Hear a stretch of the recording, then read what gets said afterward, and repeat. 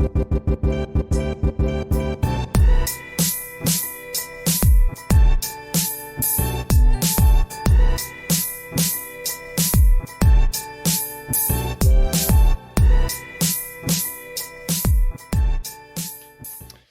right. Okay. Ayo, what's up? We're live. Welcome to your Everyday Rich podcast. We're your host. I'm Jen. I'm Jason Cow, and we are excited for today's episode because we got another couple that we've been looking to interview for a while, and they've been busy doing stuff, lots of stuff, being parents, growing a real estate investing portfolio, making a movie, possibly making movies in between, and cooking for lots of people, probably, but we can get in some of those details. But our guests, Kevin and Carmen, have been part of our, I guess, real estate mentorship program that we were in, and we met them through that circle and really found a lot of relatable connections through just talking to them and hearing their journey, but also just seeing kind of what they're going through as I would say young parents, right? Younger parents. Whereas our perspective was when we started, I guess, real estate investing, we already had Josh, but very similar age. So it was kind of interesting to kind of see those elements through a different perspective and a different lens. But really, they're just good people, and we wanted to get them to come on and share their journey on investing, on how they're navigating millennial life, how they're navigating being parents, and hear what they've got to say about some other cool stuff that really ties around their everyday rich. So without further ado, I'd like to welcome our special guests, Kevin Koo and Carmen Poon. Hey guys, welcome. Hello. Thank you, Jason. That's a very kind intro. Yeah, it's a great intro. Best one we've had so far. Sure. I did not get ChatGPT to make a intro for me this time. Funny enough, I think most podcasts, they do their intros, they post record them so that they just overlay. We found that it just, I don't know, just easier doing within. Yeah, doing within, so I don't do extra less work. editing. Yeah. Yes. That is a key to everything. Anytime someone says fix it in post, I'll do it later. Yeah. Tell them no, we got to do it right now. Yeah, because it's going to be a lot of pain for only one person. Yeah. And that's whoever's editing. That is 100% of the time. So, Kevin and Carmen, can you give us the 411 on yourselves, just so that I guess the audience kind of understands who are we talking to, and yeah, let's start with you, Kevin. Sure. I'm Kevin. We got through that part. I work as a producer in documentaries for my 9 to 5, and the other whatever hours, I guess I do real estate, and I try to make time for the family. that is a key, but we're going to turn that around. That's what we were discussing recently, how we turn that around, make more time for each other, and make sure we take that as a priority. Yep. So I'm Carmen. I'm a production manager for a media company. So kind of doing the same-ish thing. We actually met doing the same thing and working on the same projects. So other than working full-time, I am also a mother. God, that sounds so I'm like, am I a mother? Yes, I am a mother to a 20-month-old, and and also we invest in real estate. That is so awesome. I actually didn't know that you guys were both in like the media space. I just thought you had this passion for media and film and stuff like that. So that's really cool, and we'll get into it. We'll get into that. But we're curious about how our millennials kind of grow up around money and how that really shapes their journey, because it's really interesting to see different perspectives, but also similarities. So what was your relationship with money while you guys were growing up? Like, was this a thing that was talked about at home? Yeah, for sure. I think this is going to be an interesting topic because both of us have very different experiences with money. Okay. So my parents, I was born in Canada, so my parents came here. They had me, and of course they're the first generation here, so they didn't have that much of it, right? So we did whatever they can, and like afterwards, even like yesterday, I was talking to my mom. She's like, "Yeah, when I first came here, I was working for $3.15." I was like, "What?" Wow. She's like, "Yeah, that's how much we made when we first came here." She's gonna kill me for saying that now, but anyway, I think it's part of the journey, and she should be proud of it that she like I have a sister. There's two of us, and we've never ever had any needs, right? Yeah. And growing up, I think both my parents had two jobs, and like my aunt helped to take care of us once in a while, but they made it work. They're always there for us. So money was scarce, but we never felt that, right? So like I feel like for my parents, they always just gave us whatever we needed, and we didn't know what was going on in the background. And I think money is not a topic that we usually spoke about openly. Why do you think I that? feel like I don't know, like I think it's very taboo for people to talk about how much money they have, how much money well, at least in my Asian family, how much money we had or how much people are making, how little there was, how much there was. But it was certain that the main point whenever it came to money was to save it and save as much of it as you can. Yeah. And put it in your mattress. Yeah, exactly. Everything is cash, right? Like every gift we've ever gotten was cash. Everything. I'm pretty sure my mom didn't have a bank account till much later. Like actual one that she was using, Yeah. I'm pretty sure it was all cash in the beginning. But they weren't working cash jobs. I don't know how that works. Yeah. But yeah, I think that was my experience with money, and we didn't like my parents were never into investing or doing that kind of things because I don't think they were educated in that way either, and I think it's passed down from family to family. So their parents didn't do much of it, and even between my parents, they have a very different upbringing. Like it seems from what I understand, my dad had more of it, and he was a free spender, buying everything. Yeah. And like they were telling me, so for example, my dad would have $1 for lunch, right? Which back then I guess would be quite a bit. And my mom would have something equivalent to like 5 cents. And so there's a large disparity between them. So I thought that was always quite interesting for me to hear that kind of thing as well. How did that dynamic work? Having, I guess, your dad on one side of the scale and then your mom on the other side, like that disparity you were mentioning. Mm-hmm. How did that shape your view? Like where do you think that you took on one side or the other? I feel like I fall into neither of those views. Okay. It's kind of interesting. I was like, I know I don't want to live like that. Yeah. Right. My parents are extremely hardworking and they're very loyal, and they, like any Asian first generation, they're like, I'm going to work to the bone. It's going to be work. I'm going to make lots of money, and I'm going to give my kids the life they need. Right. Yeah. So, I don't think I'm like that. I'm probably much lazier. Good answer. Hey, at least you're honest. Yeah. No, I mean, like this is why we come on, right? You have to be honest. There's no point to hide it. It's not fun if you're just making stuff up and hiding it. So coming from that perspective, I wanted to find a way for myself to work less. Mm-hmm. So we will look for different ways to work less, but I'm slowly finding out those ways are much harder work. So are you talking about passive income, Kevin? Yeah. Passive income. Yeah. We should talk about that actually. That's a point absolutely. we should talk about. Yeah. The quote unquote passive income. Yeah. Everyone starts there and everyone's like, we're gonna make passive income. We're gonna do it. But in the last year, I think I really, really realized that not that we shouldn't strive for that, but we should be building our active income first. Mm-hmm. Build that active income. Make sure you have that active income that you can rely on and build that system for.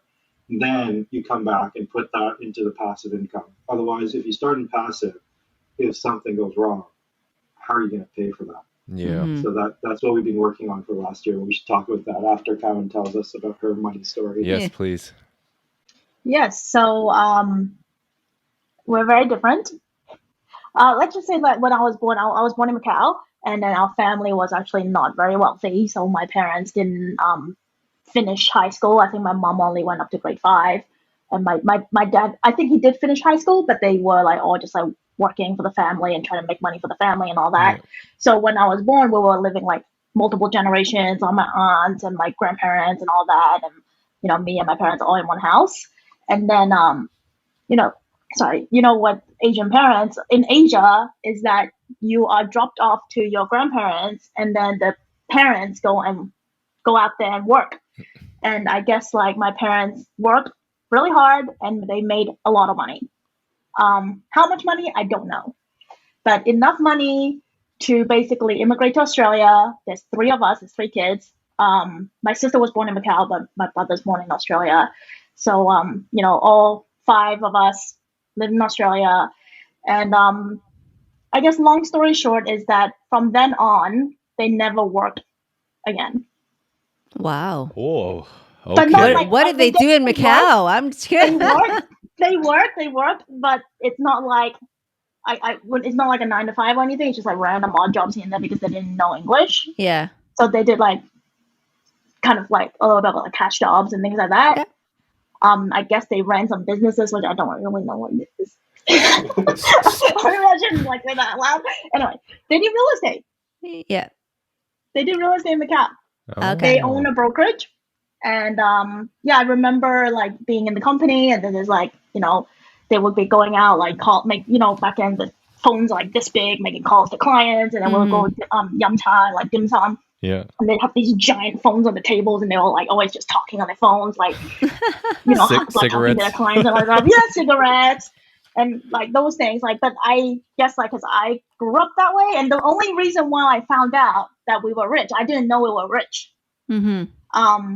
Because like we were never like brought in like luxury or anything, right? Like we I mean like in Australia everyone had a house, everyone had a pool and everything, so that's just normal. And I guess like in Canada it's not normal because it doesn't make sense to have a pool here. But I didn't realize we were rich until Kevin and I were discussing when we start a family, how are we going to deal with like who's going to be home to make the meals, how are we going to pick up the kids if I have to work. And then I'm just thinking like, and then Kevin's like, yeah, that's normal. Like my parents had to work. We just ate microwave food. And then let's clarify, not like store-bought microwave food. My mom changed her shift. My dad would work like the 7 to 3. Yeah. So he would go to work first, and my mom would work like 11 or 1 to whatever, 7 or 9. And so she would cook in the morning. Yeah. And then so we would she would prepare our lunch, cook in the morning, and then when my dad would pick us up and drop us to school, my dad would pick us up, warm up the food, and then take care of us at night.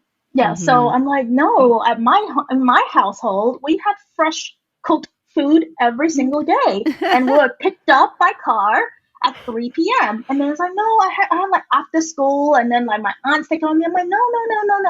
I want to be able to pick up my child at 3 p.m. and we don't have to go to these after school program, blah, blah, blah. And then I'm just like thinking about, I'm like, wait a second, this is not normal. Normal people have 9 to 5s. And they cannot just like make food for them. Like food is ready on the table when we get home because we're starving. Like basically we have dinner at 5 and then, do whatever. So then I thought about it. I'm like, wait a second. My parents never really worked. How did they survive for 30 years without working?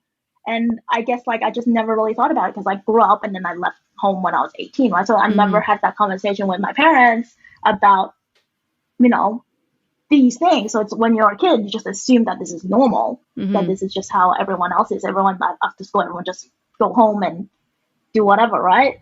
So that's when I figured out that, hey, my parents did this, actually achieve this goal that everyone is trying to achieve, to have passive income and to spend time with family and raise their kids. And I didn't realize that they achieved that and they didn't tell us.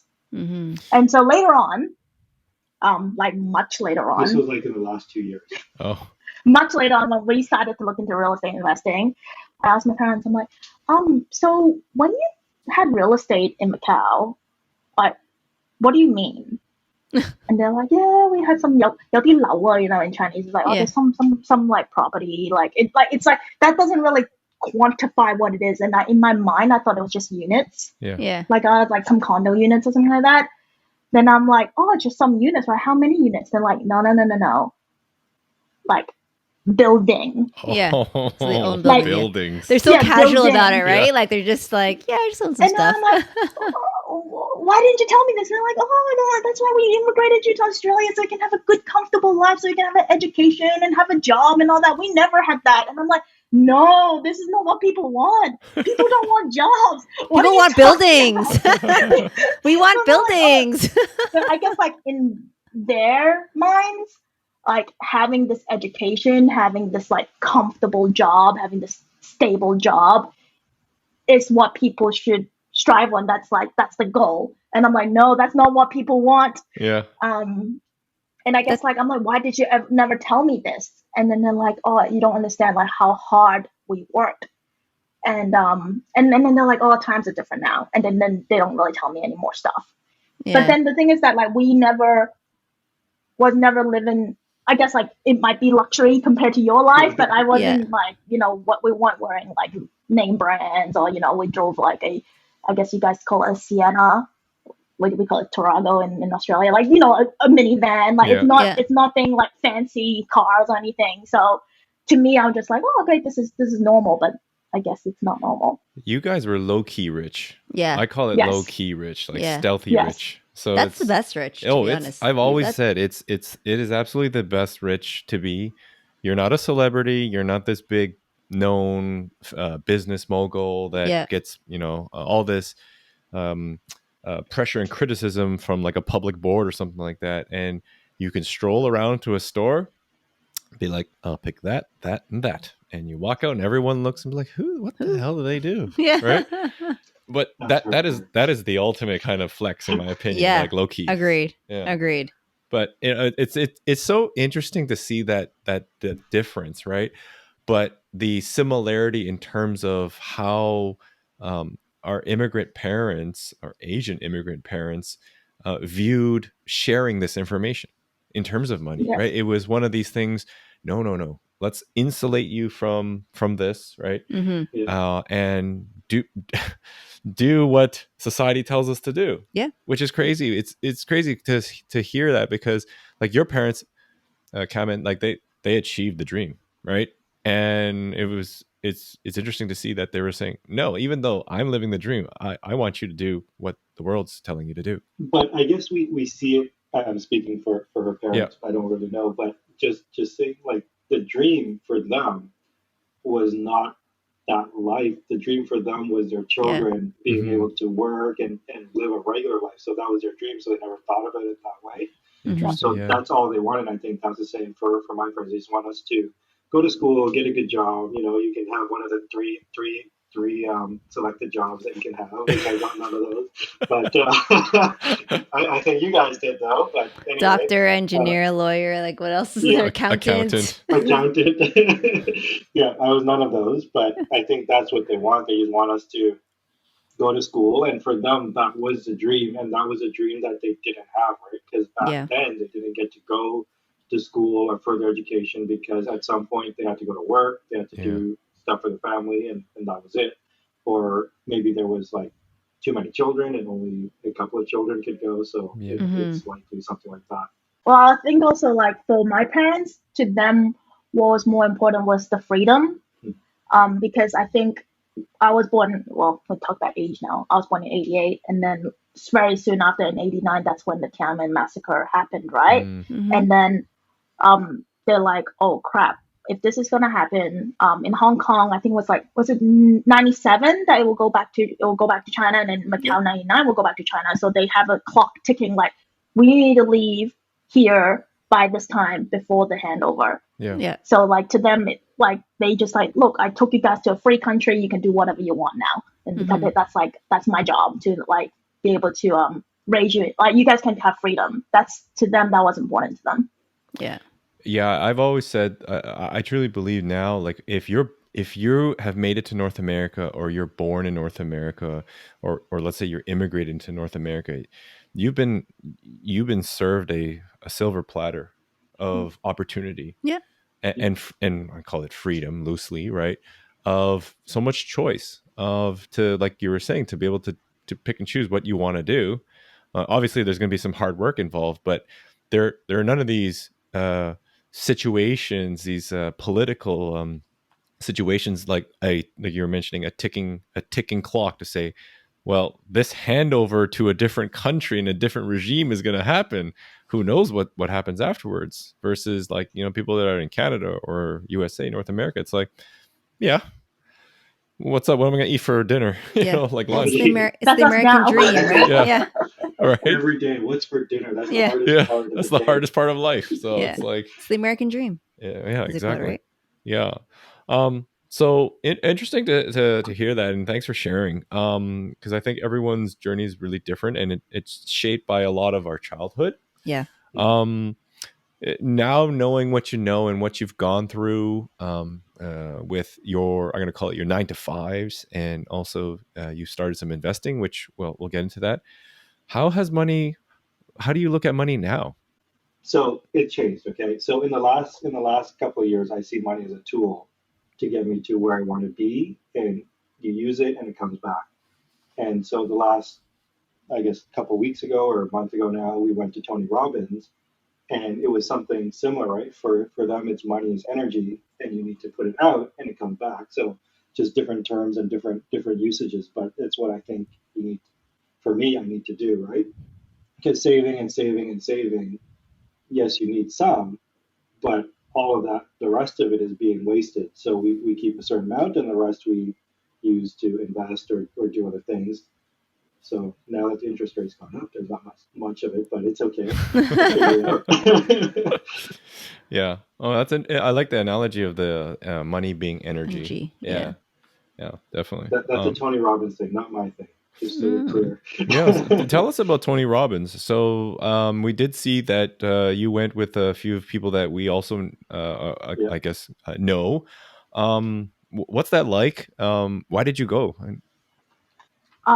Basically, our good friends, they went last year, and then they were just like raving about it. And then, like, for me, I know them very well, so I'm like, is this like for real? Because I'm like, I cannot see them being like, yeah, it's so good, I'm gonna put in like quite a bit of money, I'm not gonna say how much, to do the YER program. It is a lot of money, and I'm like, whoa, like this stuff must be like something. There must be something in there.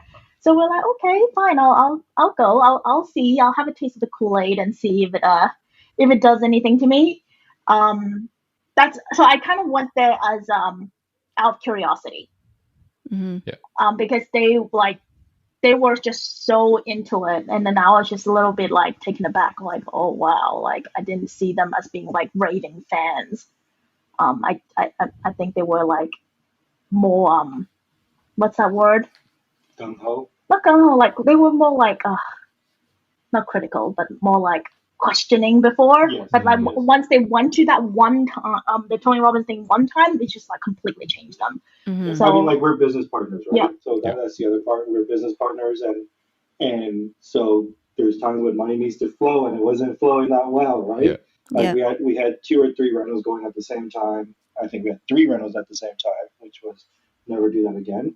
But and then so we needed cash somehow. They went to this thing and they came back. You know what? They're like, we're gonna make it. It'll be fine. We're gonna find a way. We're gonna do it. And before that, we're like, how the hell are we gonna do this? and so that like now everything is fine. We look back on it, we kind of laugh. I don't think we can laugh yet. It's not over yet. It was a lot of skepticism. Skeptical, right? Yeah, and that's another thing I feel like that goes a lot through our upbringing, at least mine, like skepticism and like always taking that negative point, like, oh, what if it doesn't work? Oh, what if it doesn't work? So, but the difference is now the positivity that we look at it and you visualize that you can make it, instead of saying, I don't know if I can do it, because if you say you cannot do it, then the likelihood of you not being able to do it is much higher. I've heard Tony Robbins speak on a lot of different podcast circuits, and he's a really interesting character, like a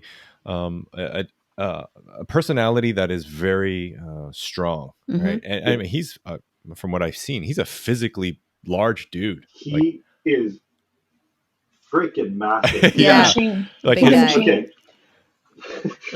his Let me. yeah, sure. Go ahead. Yeah, let me tell you. Like on the first day, we get there at 8 a.m. All right, 8 a.m. we're there, and he comes in. It's like 9, maybe 9:30, and it is a club in there. It's nuts, and he brings that energy. As soon as he comes on the stage, you feel it, and you like from his voice, and as you said, he has a strong personality. He's there, and he tells you as it is, which is very fresh and nice to see. And he is just literally a ball of energy, a giant ball. Mm-hmm. But he went from 10 a.m. or 9:30, whatever it was, until 2 or 3 in the morning. He did Wow. not take a tea break. He did not eat. He just kept going and going and going. And this is not like you're sitting there watching this guy just move around the stage a little bit. Every 20 minutes, it's a club inside there, and everyone's dancing. He's clapping, he's going at it. All right, like, and you're just going nuts in there. And he did it the entire time with you, which was incredible to see. He's mid-60s, right? Yeah. Wow. So, and like, And when we started, the week before, his retina. Yeah, he had eye surgery. He had eye surgery the days before, and Carmen has had that before, and she couldn't do anything for quite some time. Yeah. Right, like, on stage, tons of lights, screens everywhere. Like your eyes hurt just by having a light there, seeing a light. And this is like a big stage production, screens everywhere, lights everywhere, flashing, strobing, whatever. And he's like, yeah, I'm supposed to put glasses on. But my doctors told me to do that. He didn't do it once. Yeah. And then I can see that his eyes were like tearing up and all that, from all the gunk that comes out from the surgery. But he just like kept going. Yeah. Wow. I'm rich. I'll just replace my eyes. Yeah, it's okay. I'll just get them fixed again. No, it's so cool. Like, I was gonna point out in terms of like the connection there, where sometimes we see things. Only the possibilities of failure versus the possibilities of success. And sometimes it takes a different environment for us to just see the other side and give us that extra hope and that motivation that sometimes we all go through a rut and we can't see out of it. We don't know how to see it. And then someone just kind of shines a light for us and everything just changes. Yeah. And it's cool because Tony Robbins, although he's known as a motivational speaker, he's a great businessman. Like he runs a 100% huge, massive company, like a media company, essentially, right? And some of his top selling books are about finance and financial literacy and growing businesses. So it's like just something where I think everyone should open their eyes to hearing more people talk about different things, because just because they're not talking necessarily about like financial literacy doesn't know they don't know a few things. Right? So I mean, it was cool that you went there. Yeah, with him, he just talks about like all the different aspects of your life that you need to basically be able to do, like fulfill. Because like for us, like the balance of like, family and work and like, relationship or spirituality and all those things, like it's all like different. But for him, he's like, how can you make everything, I don't think the word is balance, but like live like to the best of your the best life you can live. So that was and then not be exhausted and not be like burnt out, still be able to fulfill everything. So I thought that was interesting. So that's why finance is actually a very important thing that I talked about, because without a good without money, without having good finance, you won't be able to enjoy the rest of all the different aspects of your life. Yeah. Yeah, no, it's true. So I mean, I guess let's say like you do your 9 to 5, and at some point, you're remembering, I guess, your childhood and some of your memories there. What made you decide all of a sudden it's like, hey, we should start investing here? Yeah. What was it a light bulb moment? Yeah, what was the light bulb moment for you guys? Well, it's basically when we discussed the thing, and I'm like, whoa, I want to be able to do the same for my kids. Yeah. Like we didn't have kids then. Like we were just talking about if we want to have a family, what's going to happen. I wanted to be able to provide for my kids the same thing my parents provided for me, which is their time. I want to be able to give my time to my kids. And so I looked down this FIRE, was it financial independent, retire early Retirement route? Yes. early. Yeah. And then I was just like, looking at different things. We're like, oh, maybe like YouTube, maybe this, maybe that. And then so we tried a few different things. YouTube was one of them. And then later on, we're like, hey, actually, real estate is actually could probably be able to make more money. And then the word passive income showed up. I'm like, yeah, this is what we want. We want passive income. This is how we're gonna be able to get all this time back. So that's basically how we started. Right, and then that basically led to real estate. And was that the mentorship program that we both joined Yes. and met? Okay. No, we did some stuff ourselves before. Oh, so okay. I did a lot of I listened to a lot of podcasts. I read a lot of books and went on a lot of forums and Facebook and everything. And I went to a lot of networking events. Basically, that's how we bought our first property. And then after that, that's when I think it was COVID hit, and we were not sure what to do. We were like very confused with like what's happening in the world, and then everything suddenly became super expensive, and we're like, oh my god, like we're totally priced out. So that's why we look for mentorship, just to see like, oh, how can we continue to invest in this environment? Yeah. It's I like that you brought up this passive income before, right? Because I think the last 4 years, I could say 4 years, 5 years, the word passive income became very, very popular. Because income in general was actually a very easy thing to obtain. If you bought anything 5 years ago, maybe even 4 years ago, or traded or invested in the stock market, or flipped Pokemon cards, like you could have made money. But then at some point, this passive income doesn't become so easy or passive anymore. So what have you guys learned over this past few years in your journey about passive income? Right. Okay. So the first one, passive income, is not passive, right? Number one, especially when you're starting, like, and you want, I guess, building that foundation that you need and you must have is not passive. And you need to put your brain, you need to put yourself wholeheartedly into it to build that foundation. Otherwise, everything is coming down, and it's coming down hard. Right. I think that's one of the lessons. It's part of that mentorship we took together, because we're like, yeah, we want to do passive income. And the first thing that we talked about, they were like, okay, so you want to be passive? How much money do you need a month? And we'll just throw a number out there. Let's say it was $3,000 a month. I'm sure people need more than that, but okay. So how much do you think each store gets you per month? And you're like, I don't know. You tell me. Right now, I'm getting quite a bit because interest rates are so low. He's like, well, in an average market, each store you get maybe $150 per door. We're like, oh, okay. And he's like, okay, now do the math. How many doors do you need? I was like, oh shit, we need like 30 doors. Like 40 doors. 30 doors. So right. So that's where we started. That's right, the math? Yeah. Yeah, okay, good. I'm not an engineer.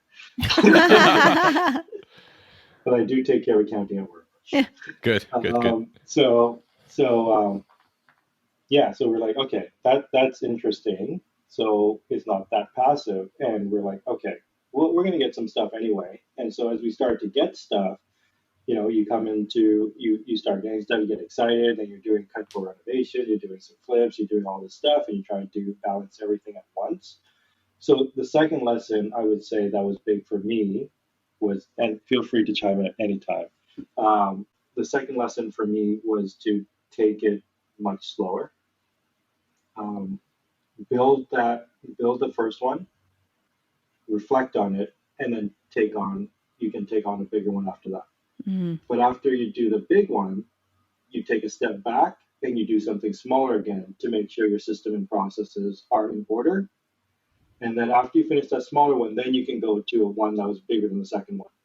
And it's just kind of backtracking. So because if you take bigger and then bigger and then bigger, then your bottom was so small and you're building it, right? But you don't know if what you missed in the past. So you just go back and you refine those little things. And I'm not saying like go do a single family home if you're doing a 30 unit, but just take a step back, reflect on what you've done, what you've learned, and try to do something like take a step back and do that one again. And just to make sure everything is in line, everything's still the same, because times change, money changes, everything changes, right? The economy, everything is moving. So if you try and do the same thing again on a bigger project, there's much higher risk actually. Yeah. So that was the second thing that I kind of that I came to, and the third one was that I wanted to really do is we should have been building an active business before trying to build a passive business. And because you need that money in order to run that passive business, right? Like things can happen at any time. Yeah. And why it's passive is because you put your money into it. And if something happens, you need to continue to put money into it. Otherwise it's just going to fall. So if you don't have that backbone to begin with, then you're going to be stuck. Right. So I think that's the third biggest lesson that I took away for the last couple of years. Yeah, and it's I appreciate your transparency there, because not a lot of people in the real estate space will acknowledge that.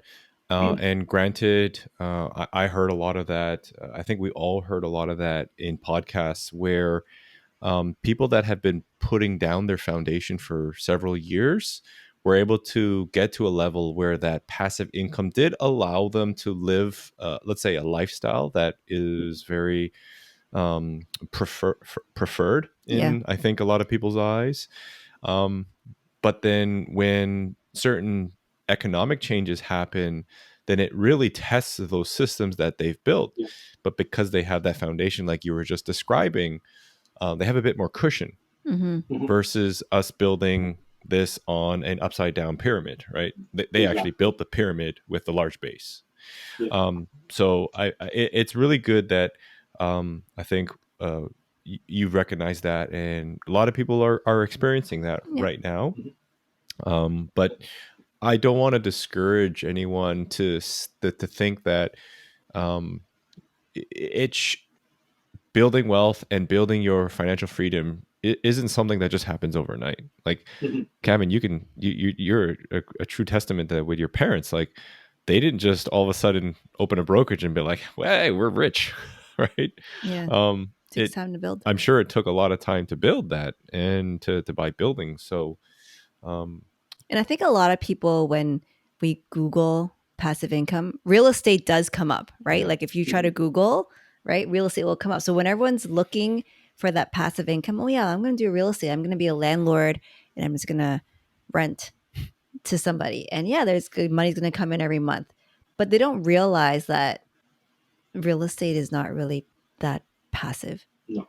Right? But for whatever reason, the gods of the internet like tell you, passive income, do real estate. Like someone else just pays your rent and you just collect. It's like, okay. Until you actually dive in and you're like, oh crap, what did I get myself into? This isn't passive. Yeah, until they actually don't pay your rent. Yeah, well, that's different. Yeah. But you know what? I think in general, like real estate is a great tool because Kevin, you were mentioning transfer of energy, right? Of money. You're essentially just transferring your money from cash, otherwise useless, to something that has value, retain value, appreciating value. And it will build and be there hopefully 20, 30 years from now, depending on what you want to do with it. For your kids. Yeah, for your kids, exactly. Yeah. I think just going back to some other thing just popped back into my head about like our parents and what quote unquote stops them, at least in my family.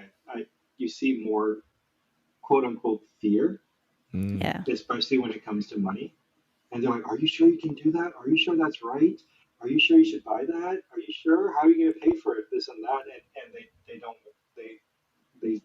again, more skeptical. And I think that skepticism stops them from taking the next step. Yeah. And so that's another difference between, I think, more millennials and our parents' generation. Yeah, I can relate to that because like my parents grew up, with very little money as well, right? So they're so afraid to lose it because you had so little of it growing up. It's like you don't want to lose it and you're so scared of losing it. And I think that's why they're so fearful and they're much more reserved when it comes to taking risks and like spending money or using money to make more money because Yeah. they're afraid of losing it, right? Yeah, and part of it is an education thing Yeah. too, where we're at the disposal of watching someone talk on a Yeah. little application to tell you go buy real estate and you'll make all this money. They didn't have that. Possibly if it was introduced through a friend or someone Yeah. else, but yeah, like a lot of the fear is probably hidden in the back of their heads, just thinking, "Nah, I don't think this can work. It's really risky, Yeah. really dangerous." Yeah. And unfortunately, I think that separates a lot of successful people in the long term is that that inability to overcome your fears and just take action, but doing it methodically, not blindly, but doing your research and just Mm-hmm. taking action. So that's cool. So real estate, you guys have a few properties now, from what I understand, correct? Yeah, I think we have 5 or 6.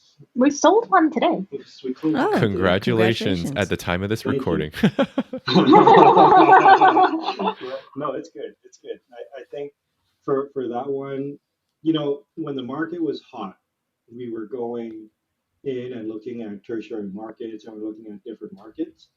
Um, and so this particular one was in a smaller market, and we realized that location really matters, Mm-hmm. right? Like that market when we were buying it and looking at it, it was going up and up, and people were like, "This is a fast growing market in Ontario. The houses are still really inexpensive, blah blah blah." But when it comes down to it, and when poop hits the fan, you don't want to be in that kind of market, right? You would want to be in a major market, or at least a what we call, I guess, a B market, Mm-hmm. at least like a smaller city. So that's another thing that we learned. Like location, it makes a big difference when if something were to happen. Yeah. So if you were to do it again, if the economic environment allowed for it, would you go into a tertiary market again?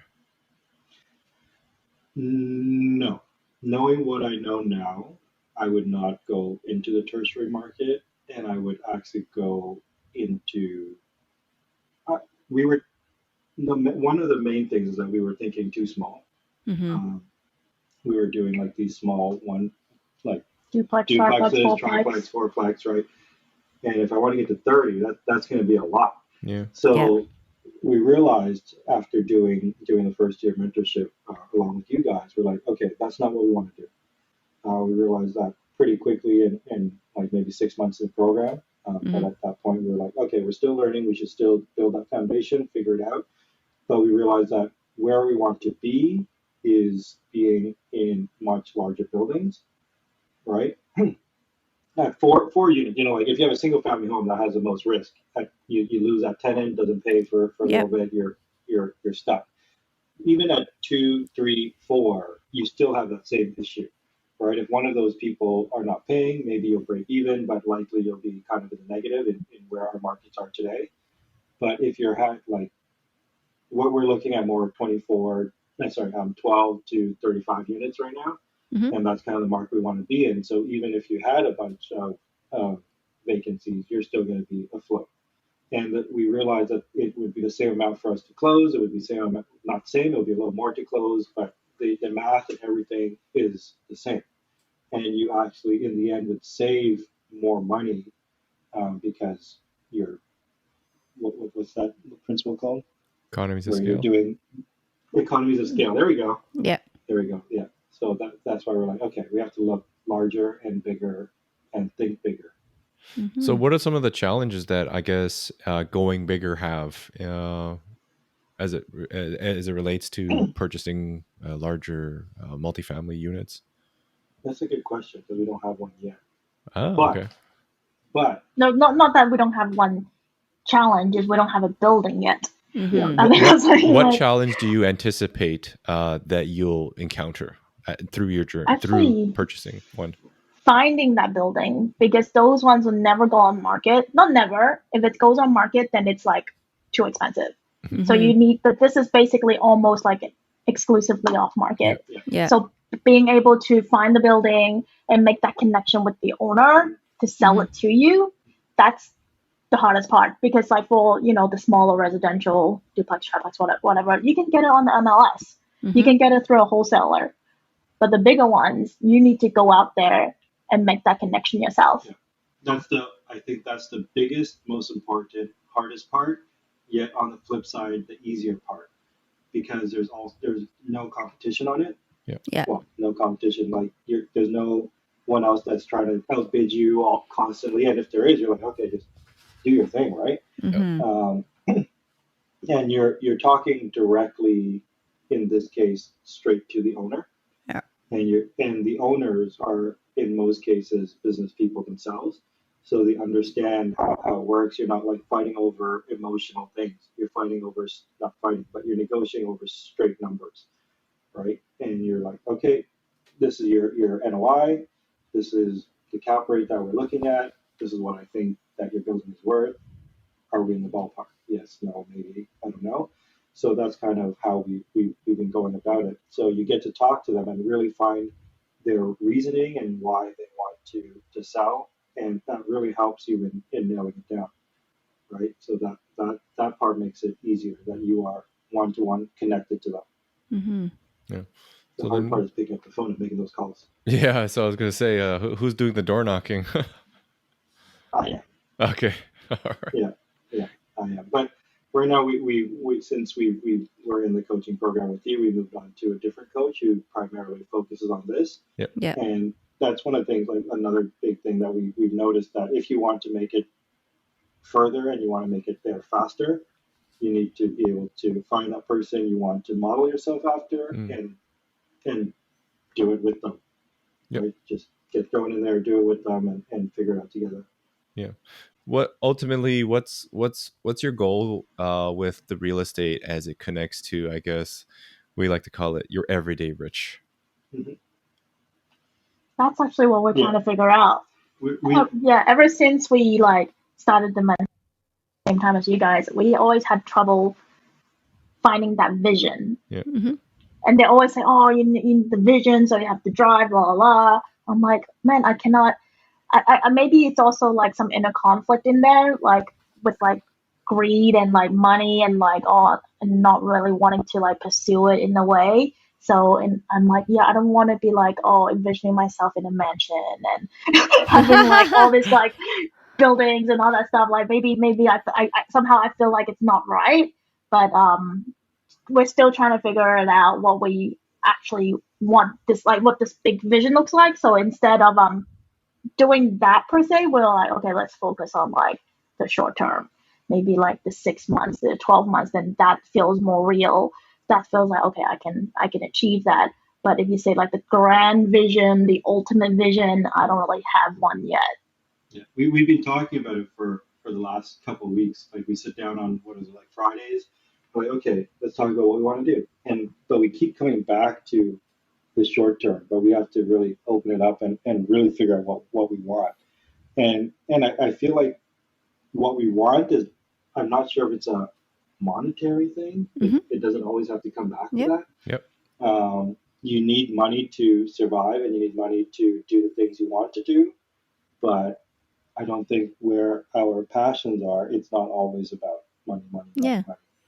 It could be a lifestyle, right? Like versus like like you said, money is a tool, you said earlier, Yes. right? So Yeah. it's like that tool is used to fund whatever lifestyle, that vision lifestyle that, that you'd strive for. Like you mentioned, you mentioned like, being able to pick up your kids from At 3 school. p.m. Yeah. That's part of a lifestyle, right? Like that's, Yeah. what do you do every day? Yep. Right? That's a lifestyle, right? Yeah. And Picking up your kids doesn't cost you anything. no, it doesn't. Yeah. And I can relate to that because a big part of how we were trying to balance, I guess, our corporate careers Mm-hmm. and kids with drop-offs and all this stuff. Like, there's got to be some give and take in every relationship or every situation you're in. Mm-hmm. So it is one of those, okay, well, if you can't drop them off, someone's got to, right? You can't just leave the 5-year-olds, just be like, okay, go walk to school. So we asked ourselves, it's like, who wants to do this more? Like, Mm-hmm. we both, if we have to, we will, but ultimately one person may want to. And for me, it was one of those things. I think for me, I never really got that experience of like drop offs walking. It was more like, okay, go, okay, here, see you later, right? Mm-hmm. Or taking the bus or whatever it was. So it's really nice to be able to pick up in a sense, if you can find a way for that to work. And a lot of times it really doesn't cost you anything. You just got to figure out how that works within your life. What was the best way that you guys found to find that nice little balance? Well, admittedly, like, we do use before and after care, like school care, because we can't be dropping off kids at 9:30 and picking them up at 3, unfortunately, with our current work demands. It's really one of those, one of us just takes on the roles in the mornings, and then in the afternoons, we kind of have to play rock, paper, scissors, depending on where we are. Yeah, or what See, activities the normal kids have. families work, Kevin. Yeah. And what, to be honest, my kids complain when I pick them up too early. They're like, Mommy, Really? I want to keep playing. Why are you here? Can you come later? I'm like, what are you talking about? And we have friends that pick their kids up early, or they can walk home, but they're at home for 2 hours watching TV because the parents have to keep working until 4:35, whatever it is, right? So I guess it depends on how you see yourselves like interacting with your kids after, because really, depending, like, as production managers and producers or whatever you're going to be, it may allow you to do that, it might not. It's something that you have to ask yourself, what can you sacrifice there? Yeah, no, for sure. Yeah. We're kind of lucky because we have very flexible work schedules. Most of the time, but when it's time to go, you have to go. There's no stopping at that point, and then you have to figure it out either way. And we're also lucky that my parents are nearby, so they help us a lot. No, I had one because Jen was mentioning earlier, because you brought back up parents, right? I feel what you were saying, that the parents are always trying to save and not spend. And like for us, they were always spending on us. That's not a problem. But now I'm trying to get them to spend on themselves. Oh yeah. Oh my God. Great Yes. Have you been topic. able to accomplish that? Because I have not. No. They're like, oh, that's on sale. I'm like, don't buy that. Just buy the good one. Don't worry about that. If you're not going to spend it now, when are you going to spend it, right? So, yeah. I think part of it has been because they've worked so long saving for their retirement or whatever, investing, and majority of it is saving, investing, saving, that their lifestyle has continued to carry forward, that they actually don't know how to spend the money. Yeah. I don't know if because they're not willing to, is almost because they actually don't know how to treat themselves. Yeah.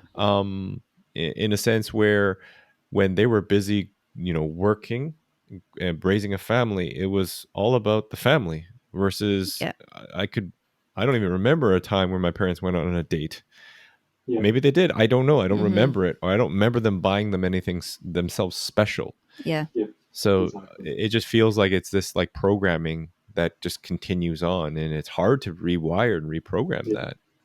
It's like my dad was like looking for a coffee grinder, and he's like looking at all these different models, and there's the higher end ones where you literally put it on your counter. It's like, it looks really nice. You press a button and coffee grinds come out. And then there's the one where like it's a really cheapo $25 one where you plug in the wall, you grind your coffee, and then you put it in the jar and you got to put it back into like the cupboard. I'm like, Dad, just buy like the nice one. Like, it looks nice on the counter. It's convenient. You press a button. It's $200-$300, but just press a button. It comes out. You can make your nice coffee. And then he contemplated for a while. And what did he end up buying? the The cheapo, $25 one. the $25 For sure. one. I'm like, come 100%. on, like Yeah. you can afford the coffee grinder, the nice coffee grinder. You drink coffee Yeah. every morning. It's not Yeah. like, you know, you drink it once a month. It's every morning you're going to use this. It's not like you're not going to use it. How do we get them to break that pattern? I've been I trying don't to know. figure that out. I Maybe don't know. talk to my parents. It's so yeah, her parents are different. Yeah, they're very different. Yeah. You know, what Another rice cooker? Let's get another one. Yeah. it better be stainless steel Tiger. Yeah. It is. No floral 100% pattern. even made in Japan. Yeah, they need the made in Japan one. They don't want the other one. Yeah. Like- yes, the Tiger brand. Yeah. You know, like I guess to finish that thought off is what I've been trying to encourage my parents is like just to go out on dinners together. Mhm. So, you know, they may not want to spend on things, but, you know, I'm trying to show them, hey, let's spend on experiences together or things that we can share together, because we recognize that our parents won't be there forever. And I don't know if they recognize that either, their own mortality. But, you know, it's one of those things where it's like, you know what? No, we're not going to go eat some whatever, like quick food. We're gonna go. Oh, they love the They fast love food. that stuff. Yeah, I'm like, can we guys, stop eating that guys, fast food? please. Like, hey, don't get me wrong, we love it too. I know. But it's one of those. Let's go experience something that you've never experienced before. Yeah. Right. Yeah. Go to a dining experience that, yes, you sit there. Yes, you have to. You. It's not a plastic tablecloth. Okay. So it's some of those things, and I see them. I see them being more open to that. And it's slow. It is definitely a hard thing to convince them to do all the time.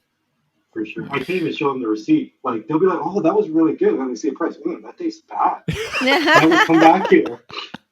I could cook that myself.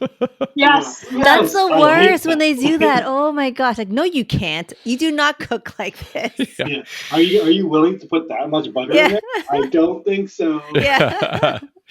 You know, speaking of passion in cooking, was cooking kind of like a first love, second love, for you, Kevin? Of course she's my first love. Aww. PC answer. No, I don't know. I've always enjoyed it. I started, my mom started teaching me when I was really young. Maybe I was 6 or 7. I was making breakfast for the family. 6 Oh, or wow. 7? Damn, I need to train my son. Train Josh. You start easy stuff, right? You start making eggs and toast, and then you make those things, and then you're like, oh, okay, that's pretty simple. But my mom was always of the mind that I have to know, at least have the knowledge on how to do something. I don't need to always use it. I don't need to enjoy it, but I should know how to do it just in case. And so she taught me to cook, and so we would do little things, and I guess I just enjoy it. I enjoy the process. I enjoy what comes out of it, but mostly I enjoy how people react to it, and seeing that they enjoy it as well. It's a lot of work, but I think that's the main thing, seeing it in other people. That's why I like doing it. I like doing large format. I like having people over. So that's my main thing. Yeah, I remember seeing your foodie page, and seeing all the things you made, and then finding out that you had a big cookout for some people in the investor community, and we were like, damn, we can't go to this. We're coming. That's the day we're traveling. And I was like, oh my God, how do we find a way to go to this thing? Because you see all the stuff that Kevin cooks, it looks really good. So next year, yeah. Another one. Every year, we've decided that we do it every year. We bring people out that we think are really giving back to the community, and you know, we just have people there, and they like to talk and chat, and it's just a way for people to enjoy themselves. And for you to get to know other people more intimately as well. So I really like that. Yeah, I love the fact that you're open to doing that, to have people break bread and just share experiences together, because that's something that you can't really manufacture at meetups. It's really different. Well, you know? Food brings people together, right? Yeah. That's the thing that brings people together, is food all the time. Not speakers? No. Oh. Well, yes, there's real estate stuff, there's conferences, but at the end of the day, food is the ultimate thing that brings everyone together. I like it that it's casual. People come, they just chill out. We don't make it a point to talk about real estate. Yeah. And some people are not even real estate investors there anyway. Mm-hmm. They just come and hang out, chill out, and in the other night, it's mostly never real estate stories. Awesome. Yeah. Awesome. So then, obviously you guys are in the media space, and we found out when you guys were sharing, like you made a film or you produced a film called Eternal Spring. Yeah. And I did some Googling. It won Best Canadian Documentary in the Vancouver Film Critics. Is this true? Probably. Oh, okay. Well, that's I don't. To be very honest, I don't keep track. Oh. Because for me, I've done it. I'm not the main producer on it. I'm one of the producers. I take care of live action for the company. So I take care of live action. I take care of post-production. And after that, I hand it off and go on to the next project. It's nice to hear about it, but I'm not tallying them up. I think there's 30 something or 40 something wins. Yeah. And so I'm like, oh, that's great. Wonderful. What they are, I have no idea. But I think that was one of them. I think that one was more recent as well. Yeah. So that's great. It also has an 81% Rotten Tomatoes rating, which is pretty damn high. So, yeah, kudos. That's a lot of research. So here's an interesting part to this. I think people somewhat find, the film is about a more quote unquote controversial topic, especially for Chinese people. It's a sensitive topic. And at one point, people were just giving it 0 stars. For no reason. There was a huge amount of people that were giving it 0 stars, and it went from 90 or whatever, and it went down to 40-50%. We're like, whoa. Mm-hmm. And so you really see people trying to counteract any progress that the film tries to make. So I always thought that was really interesting. So it's good to hear that it's back up to 81%. Yeah. There's always going to be haters, right? And that's the thing where whatever you put out there, as long as you're happy with the effort that you gave, that's really all that matters, right? And at the end of the day, that all that stuff, all that negative energy sorts itself out, and good positive energy always comes out on top. Yep. You just need to be grateful for what you have, and I think gratitude is something that I'm working on more and more, and thinking of it in that light, because it doesn't, if you're holding grudges against these little things, those people are going to sleep fine, and sleep important to me, very important. So those people are sleeping fine. I'm the only one staying up those people. So try and always keep the happy vibes going. Yeah, for sure.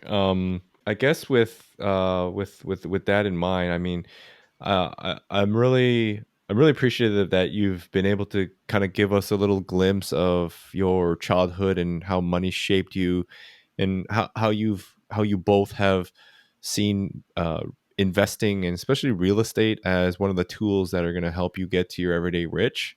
And we typically will end off, or at least kind of ramp down our interviews with some fun questions, kind of themed stuff. So we call this the crazy rich Asians and crouching employee hidden entrepreneur moments. Okay. It's a real long name. Yeah, I know. I'm not in the media film industry right now. Okay, but I'll work on that. So basically rapid fire stuff, Q&A. So favorite meal to make, Kevin? Short ribs. Ooh. Yum. Good answer. We're on the very opposite end of the spectrum there. Hers takes 9 minutes. I cook for survival. 9 minutes is too long. It takes me 3 days to make that short rib. Oh, wow. Damn. I'm putting in a request right now for next year. Short ribs, please. Yep, for sure. That's always there. Carmen, favorite place to go eat out, since you're on the opposite side? I don't know. Everyone asks that. Yeah, I really don't know. There's one. Dilo is good. Dilo. I knew it. Oh, Dilo. See, I wanted to go there. You should go. Dilo. Yeah. See? Normally I don't really do Asian fusion. Yeah. But Nick Leo, the chef, does it really well. Yeah. You know my That's opinion on my list. You know my opinion. Yeah, he's the same thing. On Yeah, overpriced Chinese food. Yeah, he doesn't like Asian fusion either. You know, I think it's the price is high. Yeah. But you're there for the enjoyment, and just don't think about that. Don't be your parents. Just eat the damn food. Just eat it, enjoy it. Okay, son, I will. Yeah, I think that's one of my top restaurants in the city as well. I think that's what I would recommend for in Toronto. Okay. Yeah. Awesome. Okay, next question. So, very typical Asian household. If we look in your oven, are there pots and pans in there? Obviously. Yeah. It's just all the oven trays and sheets. It's so difficult when you need to use the oven because everything needs to come out. And you're like, shoot, where do I put it? Yeah, where do you put it? Yeah, we put it on the counter, we put it on the kids' stuff. Yeah.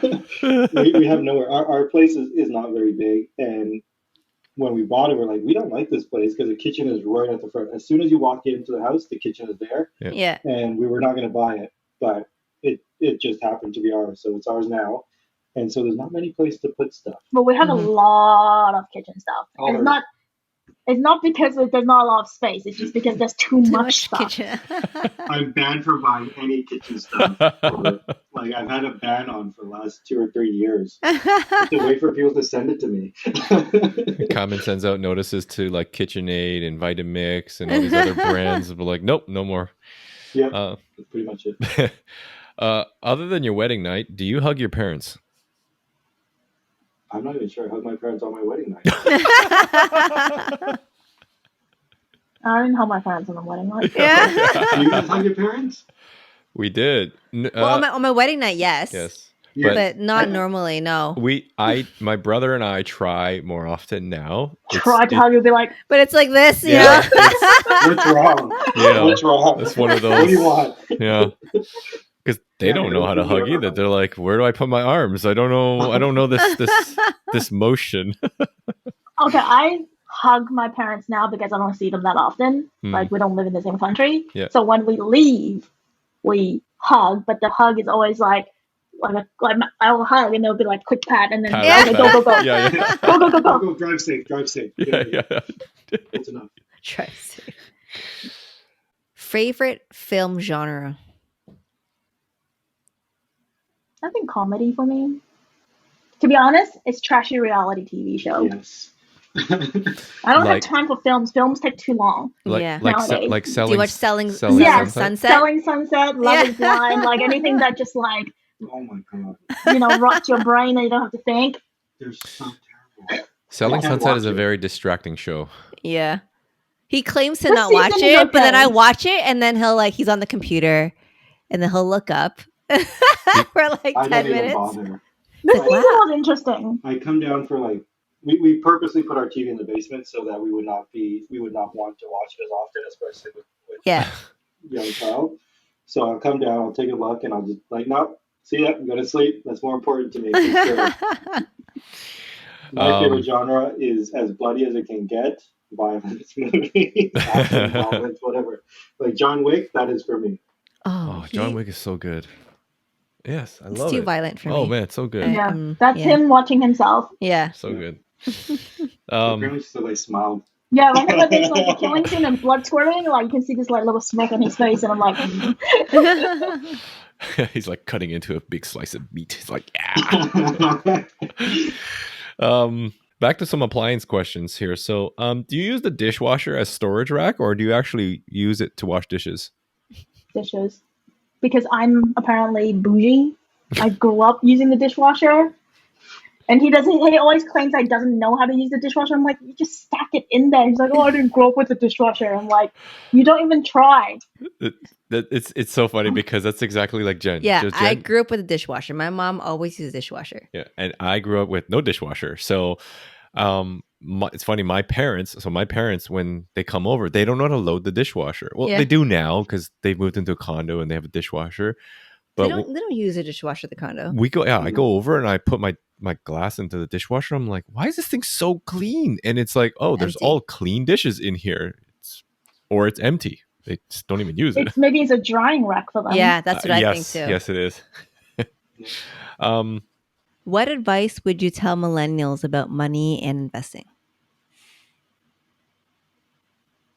That's like just time to listen to this podcast now.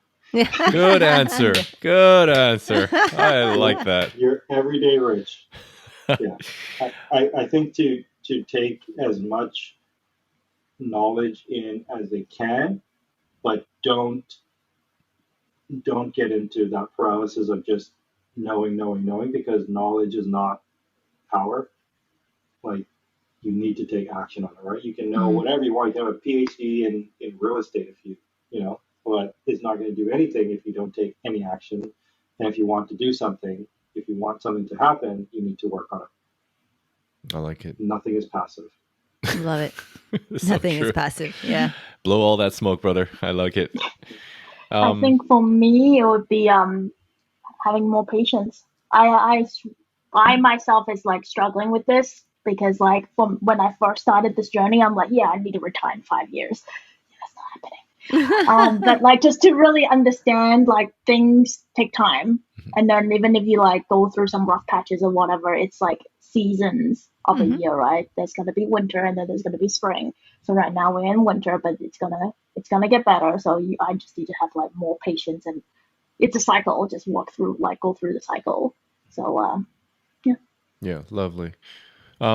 Thank you guys very much for sharing your wisdom. A big part of why we like inviting guests like yourselves is to just share the knowledge and the experiences that you've gone through, because everyone goes through a unique path and takes a different journey.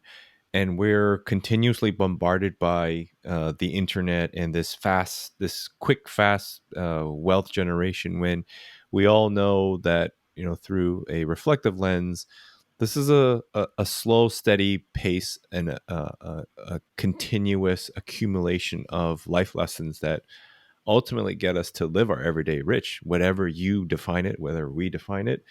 And we really do thank you for coming on, spending some time with us. Thank you for having us. Where is the best place to be able to find you guys, to connect with you guys, if anyone listening wants to reach out and eat some short ribs? you can go on our Instagram. It's Zenith, Zenith. I forgot as well. Zenith Investment Properties. Okay, we'll put it in the show notes. Awesome. Perfect. So that being said, these people should just stay off their phones.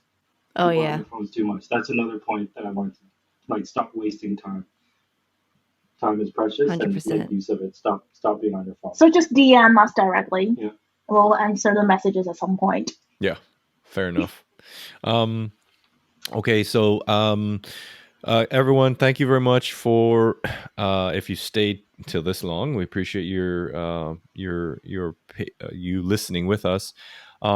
But as we kind of always wrap up here, help us share this journey with Kevin and Carmen here. These living room conversations that we have about money and investing, and how you can take some lessons from them and hopefully implement it into your journey, so that you can create a everyday rich life that you are working towards. Because you never know what can happen by just listening to a few people talk about their money and what they do with it. So pay the fee, share, like, subscribe, whatever, all those things, and put it on the Instagram, but then get off right after. Yeah. Okay. Yes. Exactly. That's why I delete the app off my page so I don't see it. So yeah, again, thank you very much. Appreciate it, everyone. And till next time, we will see you later. See ya. All right, later. Thanks, guys. See you later. See ya. Bye. Peace. Your Everyday Rich podcast is presented solely for general informational, educational, and entertainment purposes. Any such information or other material should not be construed as legal, tax, investment, financial, or other advice. It is not intended as a substitute for the advice of a qualified professional.